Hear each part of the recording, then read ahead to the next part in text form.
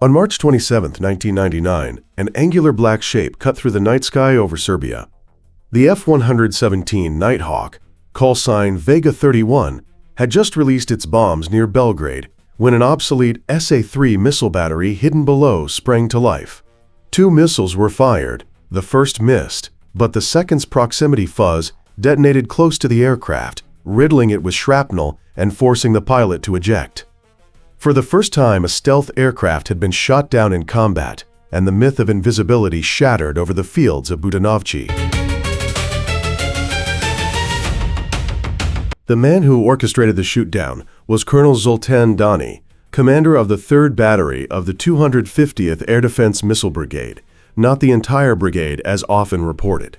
Recognizing that static air defense units were doomed against NATO, Dani enforced a radical mobile doctrine. He limited his targeting radar to only 17 to 20 seconds of activation and relentlessly drilled his crew to pack up and relocate the entire battery within 90 minutes, far faster than standard procedure.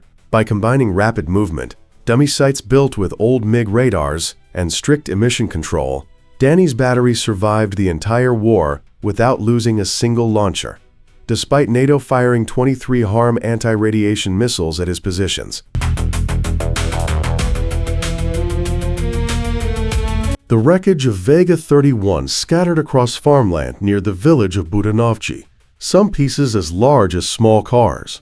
Local farmers quickly gathered the fragments, viewing them as unexpected souvenirs to sell for a few dozen German marks.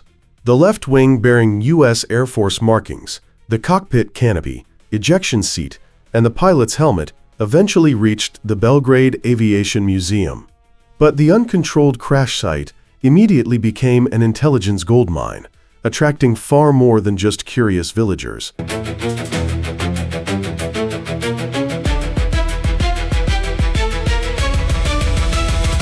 Croatian Admiral Davor Domozet Loso told the Associated Press in 2011 that Croatian intelligence reports at the time indicated Chinese agents were crisscrossing the region where the F-117 disintegrated, buying up parts of the plane from local farmers. The presumed target was the aircraft's radar-absorbent coating and the non-metallic composite materials that formed its faceted skin. A senior Serbian military official separately confirmed that some wreckage pieces ended up in the hands of foreign military attaches, though no country was named. These claims remain unverified by independent sources and have never been officially confirmed by the Chinese government.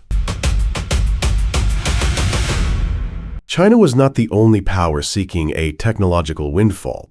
According to some former officials of the Belgrade Military Institute and subsequent reporting by Aviation Week in 2001, Russian personnel also gained access to the F-117 wreckage.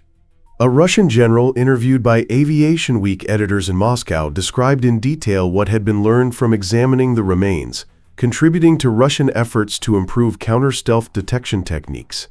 While rumors of an entire wing being smuggled out persist, no hard evidence supports such a dramatic acquisition.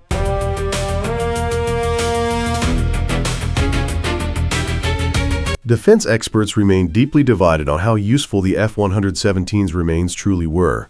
Skeptics emphasize that the Nighthawk was a 1970s design built around faceted geometry, ferrite-based radar-absorbent material, and analog flight controls, all obsolete by 1999.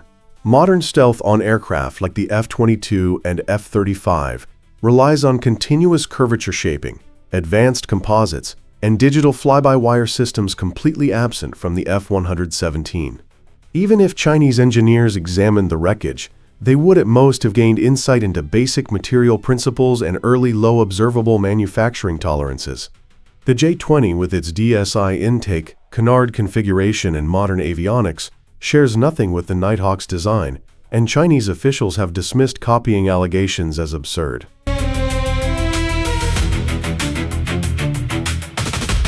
If the F-117 provided any foundation, it was quickly dwarfed by a far more effective intelligence operation. Between 2007 and 2014, Chinese cyber actors conducted massive intrusions into Lockheed Martin, Boeing, and their subcontractors, stealing what NSA documents described as over 50 terabytes of F-35 data, including radar, engine, and sensor blueprints.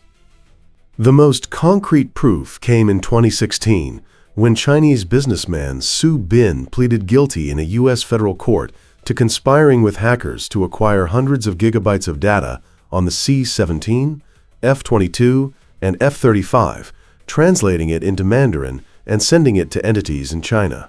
He was sentenced to 46 months in prison. The fruits of this digital theft began to appear in 2012 when Shenyang's FC-31, later dubbed J-31, took flight with a twin-engine layout, DSI bumps, and an electro-optical targeting system strikingly reminiscent of the F-35. Its carrier-based evolution, the J-35, entered low-rate production around 2023 and is now being tested on China's Type 003 aircraft carrier Fujian. While Beijing insists on indigenous innovation, the timeline strongly suggests that stolen F-35 data provided a blueprint vastly more detailed than any piece of wreckage from a Serbian field.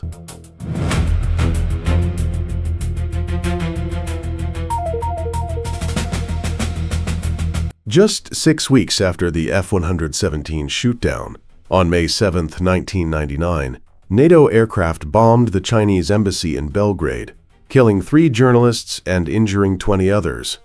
The U.S. government initially blamed outdated maps, but CIA Director George Tenet later testified to Congress that the CIA actually possessed correct maps, and the strike resulted from a human error in the targeting database. An analyst misidentified the building as a Yugoslav arms agency. Despite this explanation, conspiracy theories linking the bombing to China's alleged acquisition of F-117 technology have persisted. No evidence has ever emerged to substantiate a deliberate attack, and no government has officially confirmed any connection.